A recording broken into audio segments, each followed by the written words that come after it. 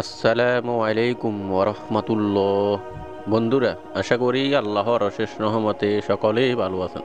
বন্ধুরা, আপনি কি জানেন জুমার দিনে এমন একটি ছোট্ট আমল রয়েছে যা আপনার 70 বছরের গুনাহ মাফ করে দিবে ইনশাআল্লাহ। চলুন ওই আমলটি কখন করবেন এবং কিভাবে করবেন জেনে যাওয়া যাক।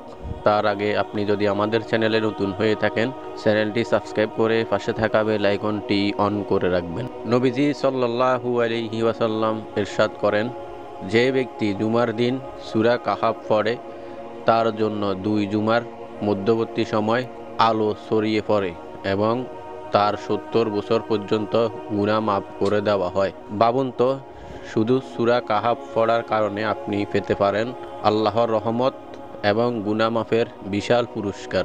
জুমার দিন সকালবেলা ওয়াক্তের মধ্যে সময় বের করে একবার সূরা কাহাফ পড়ে ফেলুন। যাদের সময় কম তারা চাইলে কেবল 10 আয়াত পড়লেও ফজিলত পাবেন ইনশাআল্লাহ। এই আমলটি যদি আপনি নিজের জন্য করেন তাহলে আপনার গুনাহ মাফ হবে, আর যদি আপনি ভিডিওটি শেয়ার করেন অন্যরাও আমল করবে, আপনিও পাবেন সওয়াবের পাহাড়। আজ থেকেই শুরু করুন সূরা কাহাফের আমল, আপনার নূরের পথ, আপনার মাফের আশা।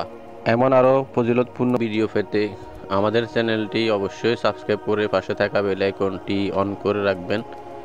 ভালো থাকবেন, সুস্থ থাকবেন, দেখা হবে নতুন কোনো ভিডিওতে। আসসালামু আলাইকুম ওয়া রাহমাতুল্লাহ।